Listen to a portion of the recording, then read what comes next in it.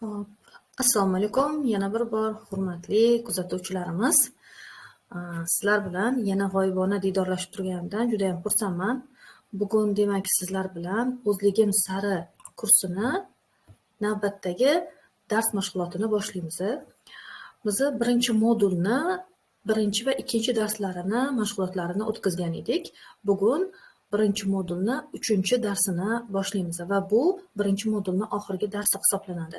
Har bitta modul 3 tadan darsdan iborat bo'ladi. Demak, bizning kursimiz biz o'ylagandek atigi 10 ta darsdan emas, balki ko'proq darslardan iborat ekan. Va qo'rqmang, bularning hammasi bepul, sizga hech qanaqa pul talab qilinmaydi. Eng asosiysi siz o'zligingizni topib olishingiz va uni qachon yo'qotib qo'yganingizni va qachon topishni o'rganishingizni ta'minlovchi kurs bu.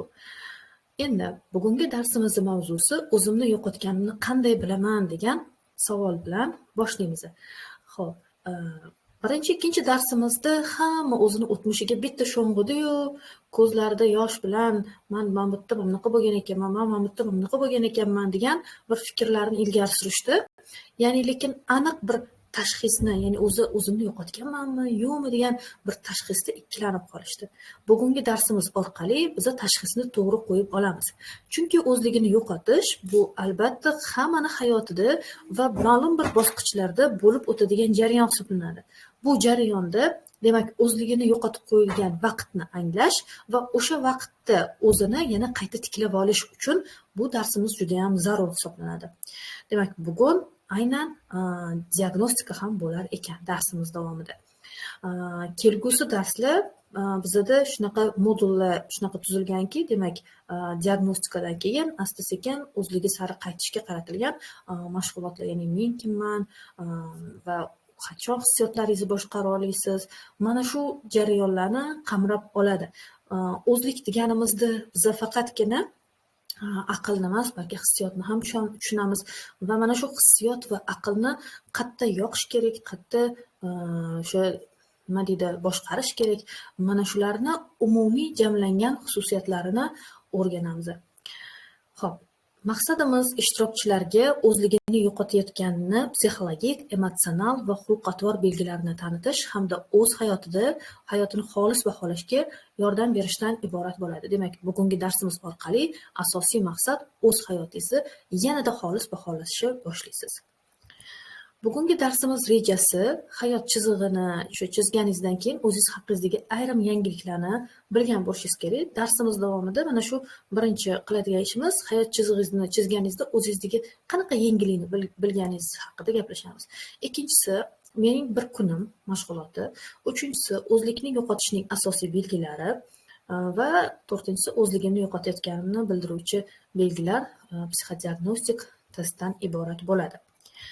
Xo'p, endi biz o'tgan safargi mashg'ulotimiz orqali hayot chizig'ini chizdik va har bitta o'sha hayot chizig'ini chizganingizda shu narsa ma'lum bo'ldiki, o'zligini yo'qotish birdan sodir bo'lmas ekan. U ma'lum bir vaziyatdan vaziyatga o'tayotganda kimdirlar, nimadirlar, voqealar ta'sirida sodir bo'lar ekan. Va siz hayot chizig'ini chizib, undagi ma'lumotlarni yozish davomida hech bo'lmaganda o'zingizdagi kamida bir 10-15 ta narsani ochgan bo'lishingiz kerak. Mana shu o'zingizdagi yangiliklarni izohlarda hech bo'lmaganda bittasini yozib keting, bittasini. Ana shu yangiliklaringiz orqali men sizni o'sha qanchalik darajada mana shu hayot chizig'iga nima deydi, mashg'ulotini bajarganingizni bilib olaman. O'zingiz uchun bitta ma'lumotni mana shu izohlarda yozib ketsangiz. Marhamat.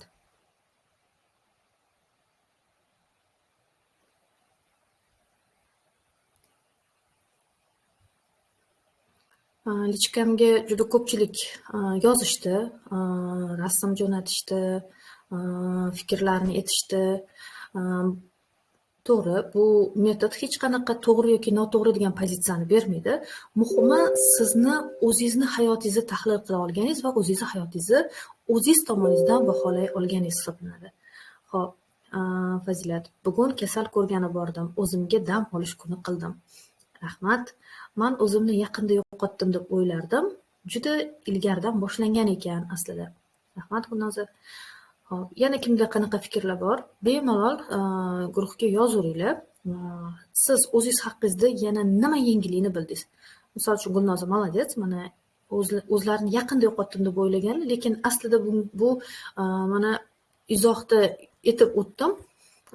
Birdan bo'lmaydi hech qachon. Bu yillar davomida shakllanib boradi va eng asosiysi aytaman, nima uchun biz o'tmishga qaytyapmiz? Bularni hammasi gestalt bilan bog'liq. Yopilmay qolgan bizni hayotimizdagi ma'lum hissiyotlar biz eslaganimizda, ana shu jarayonni yuzaga chiqarganimizda kimdirga nisbatan nafratni his qilishimiz, adovatni his qilishimiz, xafagarchilikni his qilishimiz, bu hammasi gestalt. Va bu gestaltlar yopilmay qolgandan keyin bizni kelajagimizga, hozirgi hayotimiz va kelajagimizga o'z ta'sirini ko'rsatadi. O'shaning uchun ham demak biz mashg'ulotlarni o'tmishdan boshlab olib kelmoqdamiz.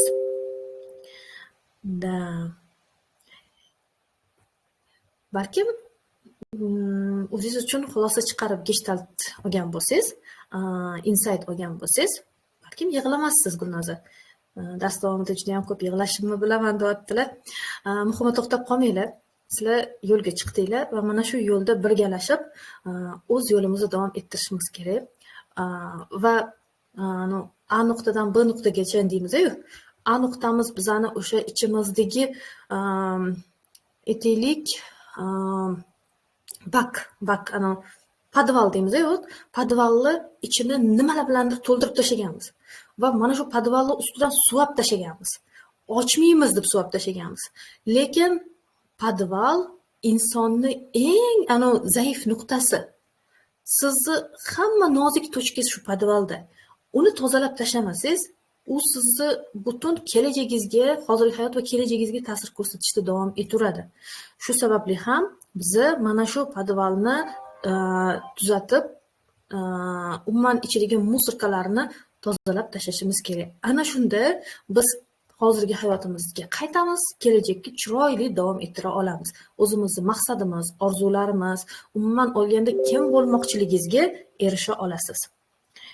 Hop. Rahmat. Va alaykum assalom. Men o'zim yo'qotganimga uzoq vaqt bo'lganini bildim deb yozdilar. Ismanova. Rahmat. Kattakon. Demak, muhimi bu narsa sizni o'zingizni yo'qotganingizni anglaganingiz. Yutuq shundaki, siz buni tan olasiz va o'zligingizni qayta topishni boshlayapsiz. Bu ham sizni yutug'ingiz, ham meni yutug'im. Xursandman rezultatlardan. Hammalarga rahmat. Davom etamiz. Endi o'zingizga o'zingiz bitta savollar bering. Oxirgi marta men nimani xohlayman degan savolni o'zingizga qachon bergansiz? Va agar bugun sizdan siz baxtlimisiz deb so'rashsa, darhol javob bera olasizmi? Mana shu ikkita savolga ha yoki yo'q degan javobni, ya'ni ha yo'q, yo'q ha ko'rinishida javoblarni yozib qoldiring. Oxirgi marta men nima xohlayman degan savolni o'zingizga qachon bergansiz? Va bugun sizdan siz baxtlimisiz deb so'rashsa, darhol javob bera olasizmi? Hop, yana javob yozdilar. Har bir inson yoshi ulg'aygan sari, Aziza yozyaptilar, har bir inson yoshi ulg'aygan sari o'zligini topa oladi. Yillar davomida keraklicha tajriba oshirgan sari. Avvalo assalomu alaykum yozgan ekanlar. Va alaykum assalom. Albatta, bu to'g'ri gap. Bitta sirni ochaman. Masalan, men o'zligimni topganman, lekin men ham yo'qotib qo'yaman. Yaqinda ham yo'qotib qo'ydim. Nima qildim? Yaqinda yo'qotib qo'yganimni sababi turmush o'rtog'im bilan bog'liq bo'ldi. Va yo'qotib qo'yib, ozgina siqilib, ozgina xafa bo'lib, keyin yaxshigina bitta tillaga tushirdim u yana o'zimni topib oldim. Kulgili tuyulishi mumkin, lekin endi keyingi etapga chiqayotganlarida o'shanga qarab buni xafa qilib bo'lmaydi degan xulosaga kelishib boshladilar. Oldin menda ham bo'lgan, siz mana birdan bir narsaga erishib qoldi deb o'ylashingiz mumkin. Yo'q, birdan emas, hech qachon birdan bir narsaga erishib qolmaysiz. Etapma-etap erishasiz. Lekin mana shu etapma-etap erishishingizda birinchi o'zingizni topib olganingizdan keyin erishasiz.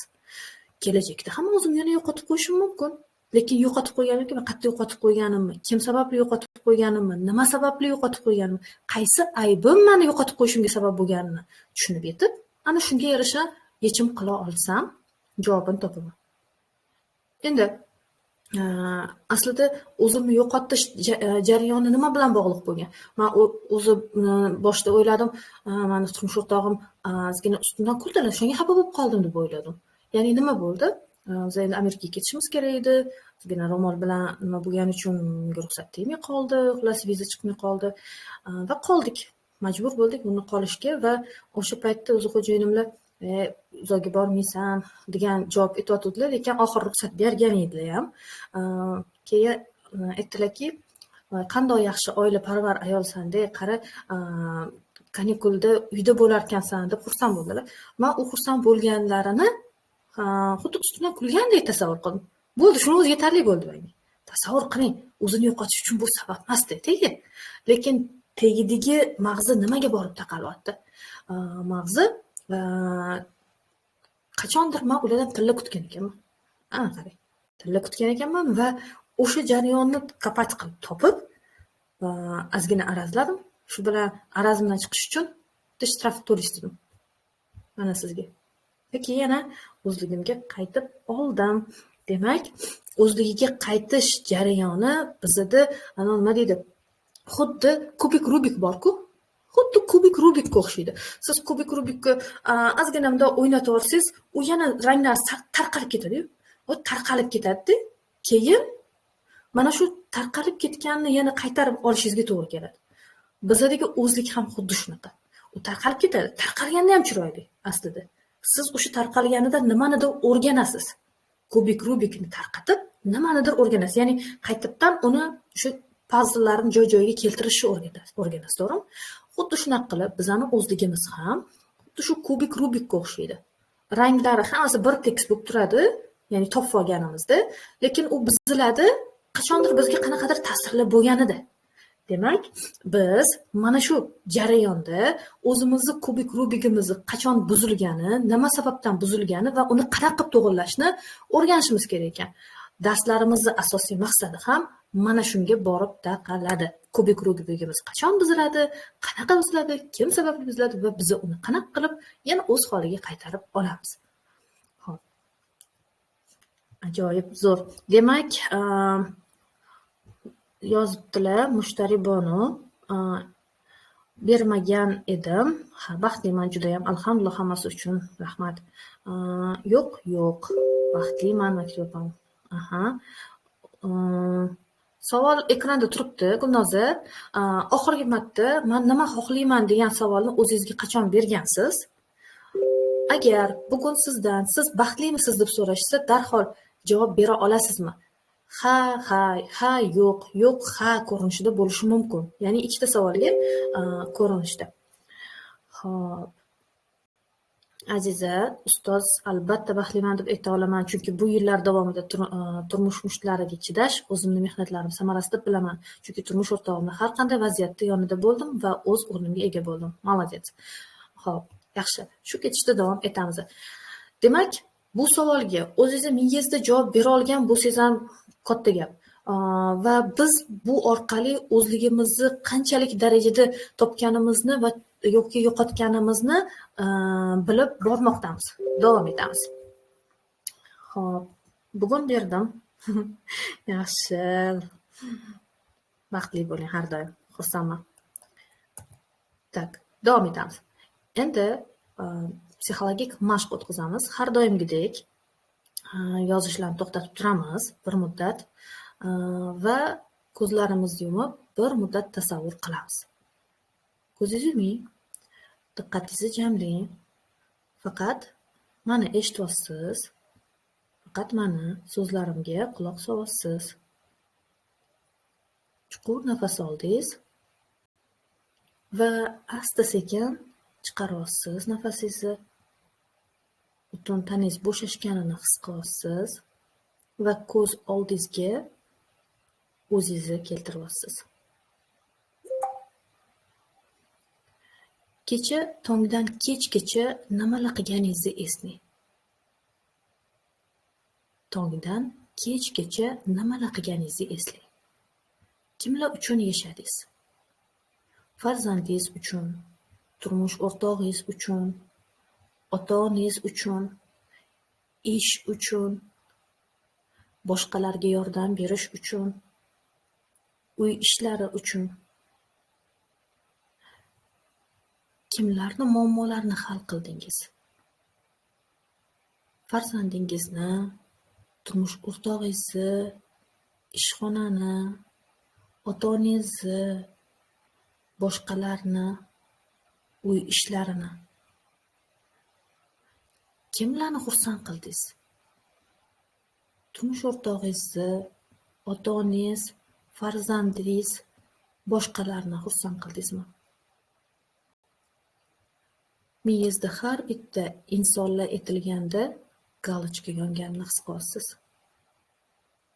Demak, siz kuni davomida boshqalarni xursandchiligi uchun, boshqalarni muammolari uchun yashadingiz.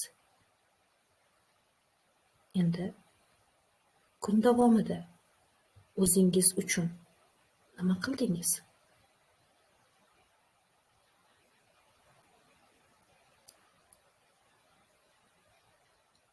Agar duoda bo'lgan bo'lsangiz, namozda bo'lgan bo'lsangiz, sakinatni his qila olyapsizmi? Xotirjamlikni his qila olmayapsizmi? Ko'zlaringiz yana yoshlandimi? Demak, sizning ich-ichingizda ana o'sha biz boya aytib o'tgan podvalingizda hali tozalash kerak bo'lgan muammolar bor. Va ularni albatta yengib o'tamiz. Bu sukunatdan, bu qiyinchilikdan chiqib ketamiz. Muhimi ishonch, muhimi harakat, muhimi o'zgarishga bo'lgan yo'lning borligi. Siz barchasiga tayyorsiz. O'zingizni bir vaqtlar unutib qo'ygan bo'lsangiz, bugun topish yo'lidasiz. Chunki siz o'zingiz uchun muhimsiz. O'zingizni anglash yo'lida bugun harakat qilmoqdasiz. Siz barchasiga tayyorsiz.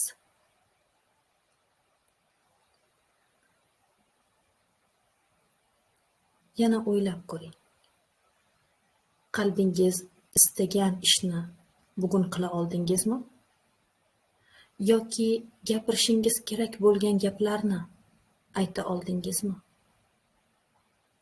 Yozishingiz kerak bo'lgan so'zlarni yoza oldingizmi?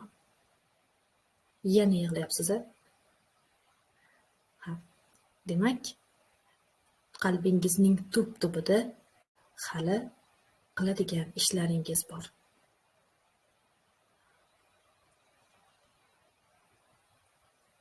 Ana shu ishlarni his qiling.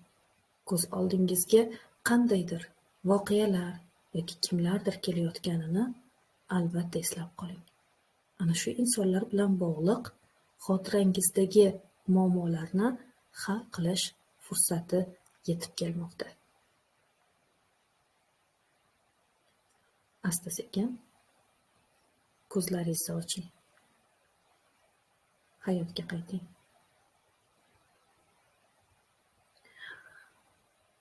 Hop. O'zingizga keldinglarmi? Yaxshi. Demak, biz bir muddat yana ichimizdagi shu g'alayonni bitta ko'tardik, elakdan o'tkazdik va elakdan o'tkazib nimani his qilganingizni menimcha o'zingiz bilasiz va mana shu hissiyotlar sizni yana ham tub-tubiga, ichingizdagi tub-tubini anglashga yordam beradi. Bu juda ham yaxshi. Bu nima deydi, bir xilla faqat yig'latyaptilar ustoz deb o'ylashinglar mumkin. Bitta narsani aytib o'tishim kerak. Bu vahima xurujlari bor insonda. Vahima xurujlari, ya'ni panическая ataka deymiz. Panический atakani odam yengib o'tish uchun yoki qo'rquvini yengib o'tish uchun aytiladi.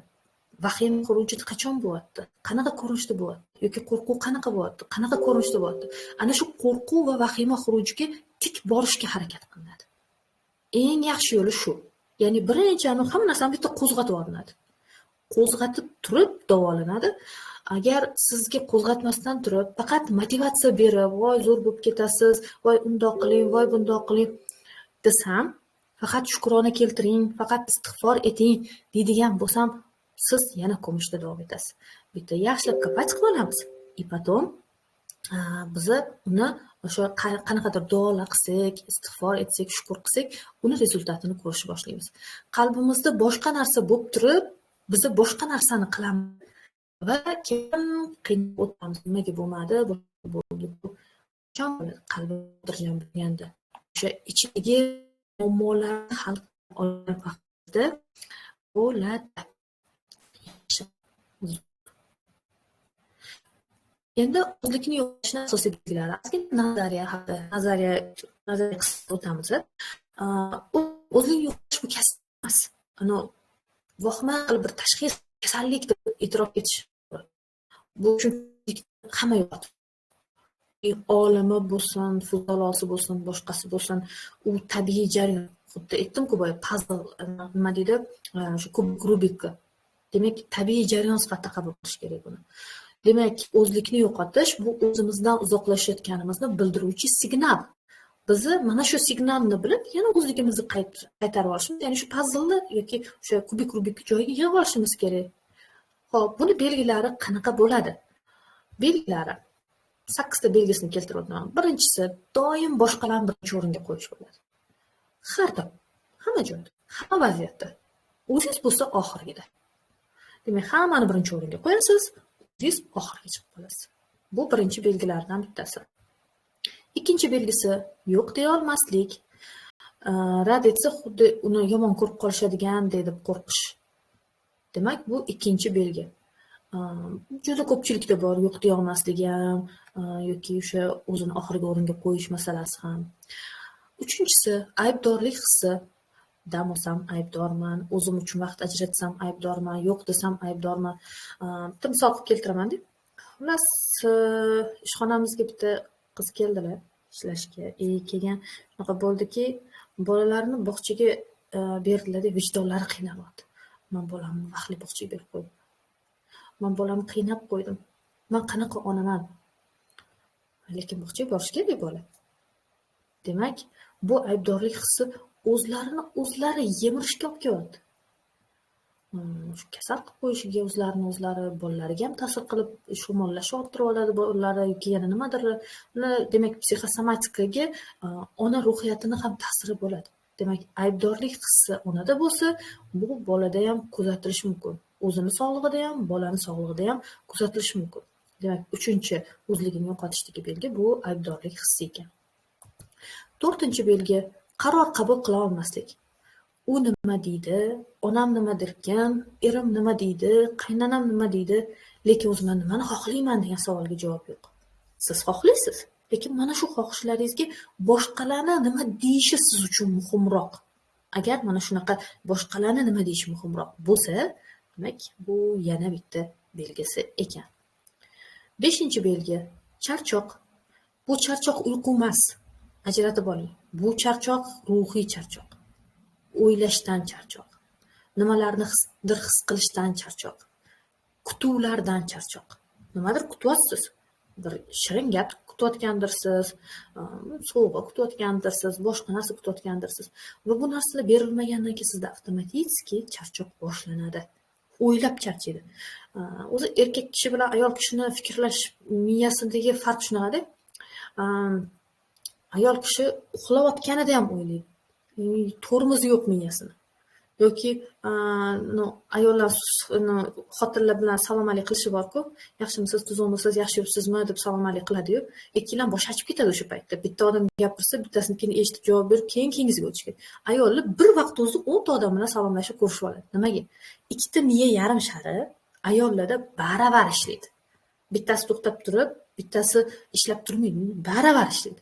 O'shaning uchun ular ham unisini, ham bunisini his qiladi. O'shaning uchun ham ayollarda fizik, ya'ni fizicheskiy tana charchog'idan ko'ra ruhiy charchoq ko'proq kuzatiladi. Va ular yana qutulari ko'p bo'ladi. Qutulari tashqaridan oladigan qutulari ko'p bo'ladi. O'shani hisobiga qutulari amalga oshmaganini hisobiga ham ularda ruhiy charchoq doimiy sodir bo'lish ehtimoli baland ekan. 6-dan o'zligini tanimaslik, ya'ni hozir nimani yaxshi ko'rishi, qanaqa hobbisi bor, orzusi bormi, bularga ham javob yo'q. Demak, o'zligini yo'qotib qo'yishni yana eng katta belgilaridan biri bu o'z haqida hech qanaqa ma'lumotga ega emaslik. Nimaga qiziqadi o'zi, nimani yaxshi ko'radi, qanaqa hobbisi bor, menga bo'laveradi. Menga hobbi nima kerak? Orzu nimasi? Bolalarning uchun orzu qilaman, bo'ldi. Bu odam o'zi shaxsiyati borligini unutib qo'yganligidan darak beradi. Qachonki o'zi orzu qilishni boshlasa, bolalari ham orzu qilishni boshlaydi. Agar o'zi to'xtab qolsa, bolalari ham o'sha ota-onasiga qarab ish ko'radi. Kimga qarab orzu qilishi, shu keng yoki torligini anglab yetish mumkin. Demak, o'zligini topish kerak. 7-si ichki bo'shliq.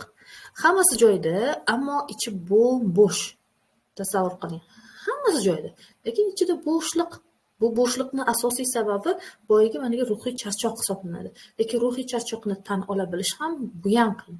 Va ichki bo'shliqqa yana bo'ladigan eng katta ta'sirlardan biri bu gestaltlar. Ya'ni yopilmay qolgan emotsiyalar, yopilmay qolgan vaziyatlar, tugallanmay qolgan jarayonlar hisoblanadi.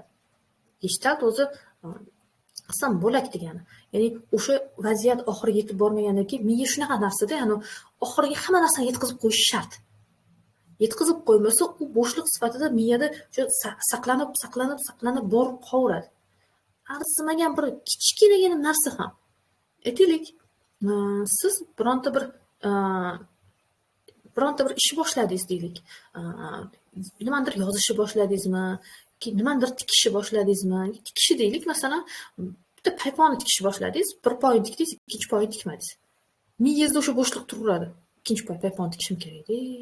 Hozir xo'jayinim kesali gap eshitaman, ikkinchi paypo tikilmay qolibdi. To o'shani topib tikib qo'ymagunizcha ichki bo'shliqni to'ldira olmaysiz. Xuddi shunga o'xshab ruhiy holat ham xuddi shunaqa. Ya'ni nimadir qilmoqchi bo'lasiz, fikrlar aylanadi. Mana buni qilsam bo'larkan. U fikr ko'rinishida qolib ketaveradi. Xotira shunaqa narsada, ya'ni fayllarga joylab boradi. Amalga oshmagan ishlar fayli. Amalga oshmagan ishlar ichki bo'shliqni keltirib chiqaradi. Siz uchun hammasi joyida bo'lishi mumkin. U siz fikringiz amalga oshmagani siz uchun bir katastrofa bo'lmasligi mumkin, lekin miya uni qo'ylamaydi. Va sizni o'sha yuragingizga sani energiyang bor edi, shu energiyangga fikr ham bor edi, nimaga shuni amalga oshirmading degan signalni beraveradi. Siz qayerda bunaqa bo'lyapti, nimaga bunaqa ichki bo'shliq bo'lyapti deb topib ololmay qolasiz. 8-si o'zingizni faqat rollar bilan tanishtirasiz. Men onaman deysiz, men kelinman deysiz, men xotinman deysiz, lekin o'zi aslida siz kimsiz? Men deganda hamma ona bo'lish mumkin, hamma kelin bo'lish mumkin, hamma xotin bo'lish mumkin, lekin sizning noyob xususiyatingiz nima? Boshqalardan ajralib turadigan noyob xususiyatingizni bilasizmi? Bu demak, mendagi o'ziga xoslikni faqat rollar bilan tanishtirish emas. Men insonman, men bir shaxsman degan tanishtirishga o'tish jarayoni hisoblanadi. Bu orqali o'zini rollaridan ham muhimroq ekanligini ko'rsatish nazarda tutilyapti. Xo'p. Endi o'zligimni yo'qotayotganimni bildiruvchi belgilar psixologik testini o'tkazamiz. Xo'p, yoningizda o'sha daftar ruchkalar bor deb umid qilaman va hozir hammanglar 20 ta raqam yozib olinglar. 20 ta raqam yozib olinglar. Men savollar beraman. Savollarga agar ha bo'lsa 1 balldan qo'yib ketasizlar, yo'q bo'lsa 0 balldan qo'yib ketamiz. Tushunarli bo'ldimi? Hammani eshityapti? Tak, eshitayotgan bo'lsanglar, plus qoldirib qo'ysanglar yaxshi bo'lardi. Men bu yerda hech kimni anaqasini ko'ra olmayman-da. Chunki slaydimni demonstratsiya qilib qo'yganman. Aha, rahmat. Yaxshi. Zo'r. Demak, unda boshlaymiz. 20 ta raqam qo'yib bo'lgan bo'lsak, boshladik. Xo'p, birinchi savol. Men boshqalarga yo'q deya olmayman. Men boshqalarga yo'q deya olmayman. Ha bo'lsa 1 ball, yo'q bo'lsa 0 ball qo'yasizlar. Ikkinchisi, o'zim uchun vaqt ajratsam, o'zimni aybdordek his qilaman. O'zim uchun vaqt ajratsam, o'zimni aybdordek his qilaman. Uchinchi savol, o'zim nima xohlashimni bilmayman. O'zim nima xohlashimni bilmayman. To'rtinchisi, dam olsam ham bezovta bo'laveraman. Dam olsam ham bezovta bo'laveraman. Beshinchisi, men ko'proq boshqalarning fikri bilan yashayman. Ana nimadirkan, bu nimadirkan degan fikrlar bilan men ko'proq boshqalarning fikri bilan yashayman. 6. O'zimni ko'pincha charchagan his qilaman. O'zimni ko'pincha charchagan his qilaman. 7. Men o'zimni qadrlamayman. Men o'zimni qadrlamayman. Agar ha bo'lsa 1 ball, yo'q bo'lsa 0 ball. 8. O'zim haqimda yaxshi gapirishim qiyin. O'zim haqimda yaxshi gapirishim qiyin. 9. O'zim uchun pul ishlatishga qiynalaman. O'zim uchun pul ishlatishga qiynalaman.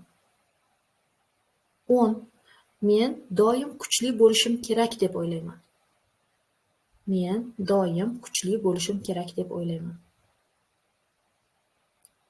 11. Men yordam so'rashni yoqtirmayman.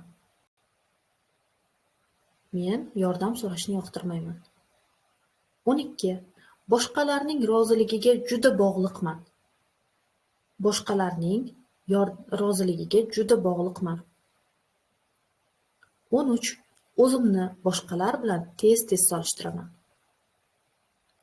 O'zimni boshqalar bilan tez-tez solishtiraman. 14. Men ko'pincha his-tuyg'ularimni yashiraman. Men ko'pincha his-tuyg'ularimni yashiraman. 15. Men ko'pincha hammasi yaxshi deyman. Aslida esa unday emas. Men ko'pincha hammasi yaxshi deyman. Aslida esa unday emas. 16. Men xursand bo'lishni unutganman. Men xursand bo'lishni unutganman. 17. O'zimni ko'pincha yolg'iz his qilaman. O'zimni ko'pincha yolg'iz his qilaman. 18. Men o'zimni faqat foydali bo'lganimdagina qadrlayman. Men o'zimni faqat foydali bo'lganimdagina qadrlayman. 19. Men dam olayotganimda ham ishlash haqida o'ylayman. Men dam olayotganimda ham ishlash haqida o'ylayman. 20. Men hayotimni emas, boshqalarning kutganini yashayapman. Men hayotimni emas, boshqalarning kutganini yashayapman. Xo'p, agar savollarga javob berib bo'lgan bo'lsanglar, plyusga 1 ball, minusga 0 balldan, ya'ni ha ga 1, yo'qqa 0 balldan qo'yish belgilangan edi. Endi o'sha 1 ballani qo'shib chiqinglar. Va kanalga, o'sha izohiga necha ball bo'lganini yozib qo'yinglar. 9, yaxshi. Tez hisoblaysiz, Gulnoza, молодец. 16, 7. Yaxshi. Xo'p, endi javoblarga o'tamiz. Demak, agar siz 0 dan 6 ballgacha olgan bo'lsangiz, bu o'zingiz bilan aloqani yaxshiligidan darak beradi. Agar 7 dan 13 ball olgan bo'lsangiz, bu o'zingizga ko'proq e'tibor berishingiz kerak degani. Agar 14 dan 20 ballgacha bo'lgan ballni olgan bo'lsangiz, bu siz uzoq vaqt davomida o'zingizni ikkinchi o'ringa qo'yib yashayotgan bo'lishingiz mumkinligini anglatadi. Albatta, bu tashxis emas, bu o'zingizni kuzatish uchun signal hisoblanadi. Demak, maksimal ballar bizada o'ziga bo'lgan o'sha munosabatni qayta ko'rib chiqish kerakligini anglatyapti. Xo'p, endi eng yaxshi ball qaysi? Bu yerda eng yaxshi ball degan narsa yo'q. Faqat o'zingizga o'sha e'tiborni ko'rib chiqishingizga to'g'ri keladi. 2 ball olganlar ham bor ekan. 2 ball olganlar ham bor ekan va qoyil deyishimiz mumkin. Faqat bularga respekt, молодец. Xo'p, davom etamiz. Xo'p, bu qanaqa ball? Bu test o'tkazdik va testimiz orqali o'sha har bitta ha javoblarni belgilanganiga 1 balldan qo'yildi. O'shandan ball yig'ishyapti. Xo'p. Endi uyga vazifaga o'tamiz. Agar tushunmagan bo'lsangiz, men kanalga tashlayman ma'lumotlarni, hamma o'sha darslar yozilganini bitta yana ko'rib chiqasizlar. Xo'p. Uyga vazifa, birinchisi ushbu savollarga javob yozing. Qaysi savol sizni o'ylantirdi? Qaysi savol? Nima bo'lsa endi. Qaysi savol sizni ko'p o'ylantirdi? Bu birinchi savol. Ikkinchisi, eng og'ir band qaysi bo'ldi? Eng og'ir band qaysi bo'ldi? Va uchinchi savol, siz o'zingizni qaysi kamchiligingiz ustida ishlashingiz kerakligini his qildingiz? Mana shu 3 ta savolga javob yozasiz. Va keyingi topshiriq, uyga vazifa. Bugun men o'zim uchun siz hafta davomida har kuni kechqurun mana shu jadvalni to'ldirib borasiz. Bugun o'zingiz uchun nima qildingiz? Bugun nimaga yo'q dedingiz? Bugun nimadan xursand bo'ldingiz? Bugun tanangizga nima berdingiz? Ertaga o'zingiz uchun nima qilmoqchisiz? Demak, har kuni mana shu kichik qadamlarni katta o'zgarishlar sari boshlaymiz. Bu haftadan demak siz tutadigan asosiy narsa mana shu savollarga har kuni javob berib borish bo'ladi. Bir hafta davomida har kuni kechqurun mana shu jadvalni to'ldiring. Bugun o'zingiz uchun nima qildingiz o'zi? Nimaga, kimga yo'q dedingiz? Nimaga yo'q dedingiz? Bugun nimadan xursand bo'ldingiz? Bugun tanam menga nima dedi? Bitta narsani biling. Agar siz agar namozlarda, masalan deylik, namozlarda xushuni his qilmayotgan bo'lsangiz, bu ham sizda bezovtalik borligini bildiradi va taningiz uchun ozuqa bera olmagan bo'lishingiz mumkin. Ozuqa bera olmagan bo'lishingiz mumkin. Bu ham tanani bir nima deydi, eng asosiysi tanani ham, ruhni ham chiniqtiradigan jarayon hisoblanishi kerak. Lekin uni borib kirib shundoq shatta xo'ja kursinga o'qish kerak emas-da, uni his qilib o'qish kerak. His qilib o'qish qachon bo'ladi? O'zligini anglagan va Robbisini anglaganlarda. Xo'p, va ertaga o'zim uchun nima qilaman?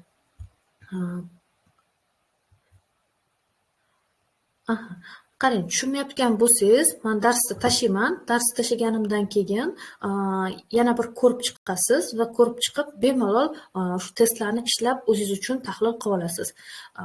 Muammoli narsa emas, hech xijolat bo'lmang. Bemalol darslarni tashlaganimni yaxshilab yana o'rganib, yozadigan joylari bor, meditatsioniy joylari bor.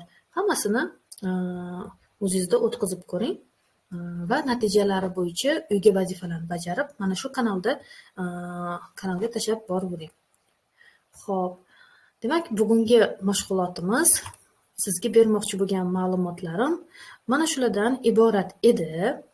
Umid qilamanki, sizga manzur kelyapti. Fikr va mulohazalaringizni izohlarda yozib qoldiring. Bu albatta juda ham muhim. Va agar nimadirlarda qiynalayotgan bo'lsangiz, bemalol aytib o'tishingiz mumkin. Bu haqida ham imkoniyat darajasida yordam berishga harakat qilamiz. Xo'p, yaxshi. Hammaga rahmat. Yaxshi dam olinglar, sog' bo'linglar, salomat bo'linglar.